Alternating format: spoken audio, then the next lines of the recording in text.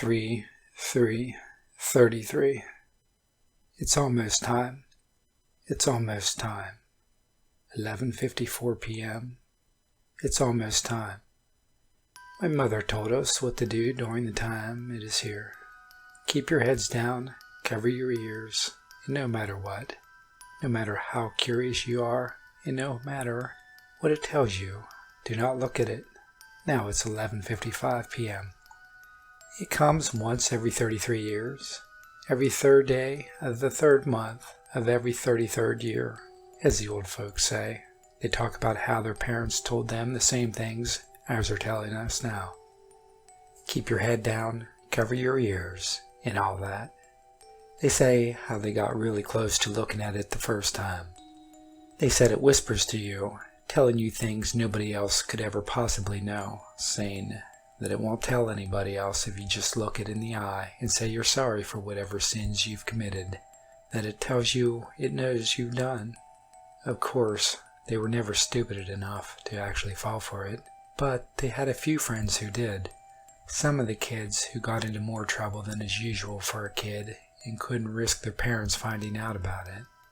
But when I ask what happened to their friends, they just kind of shiver and say, I'd be better off not knowing. 11:56 p.m. now. I can see the dull grayness of what must have been storm clouds starting to form off in the distance.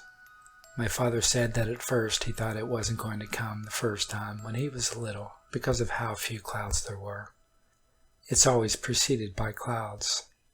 Doesn't like starlight, even when it's full on nighttime like this. Something about how even the sparkling glimmers of the stars are too bright for it. 11:57 p.m. He said that the clouds don't really start until 11:58, and at 11:59 they just spill over the mountains into the city like some gigantic, hungry mist, just starving for a morsel of human meat that it was restrained from having. Expect maybe a lone mountain climber or two. He said that before the clouds had enough time to come swallow his house, his parents had already grabbed him and pulled him down to the basement before taping the door shut. He says that it moves through the clouds, being anywhere and everywhere at once, searching through them to try to find an unguarded human who wasn't naive enough to look at it. 11:58 p.m. Wow, Dad was right. It looks like those clouds just exploded out of nothing. Anyway, before I have to go down to the basement, I should tell you that I managed to convince my grandfather to tell me what happened when you look at it, in case you happen to live in one of those cities that it visits every 33 years. You become a part of it. He was little, and it was the first time it came. They hadn't managed to seal up the house very well, and the clouds crept in. You stay looking, transfixed at its hungry, evil eyes, or whatever it has in place of them. Then you start to shake. You try to look away, but you can't. Granddad says that he heard his friend Noah squeaking out through his permanently awestruck mouth something that sounded like, "Help me." 11:59 p.m. Geez, it really does just tidal wave over the mountains. Oh, my parents are telling me it is time to come to the basement, so I'd better finish this quickly. Granddad said he risked opening his eyes a fraction of a millimeter to see what was happening to Noah, and while he couldn't see anything in front of Noah, it was pretty obvious that he sure did. Okay, I'm going to have to run while saying this last part. The storm's almost in my house. He said that Noah started to shake even harder, so hard that he could hear his teeth rattle.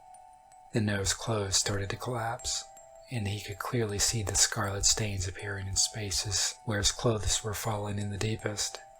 Then Noah's face started to melt. But, as it did, it also filled with that cloud. Blood and gray, cold wetness poured from every orifice in his skull as his clothes continued to sink even further down. Now Granddad could see the clouds pouring through his shirt as well, shaking and melting and transforming. With one final ear-piercing screech, Noah was gone, only his blood-drenched clothes remaining.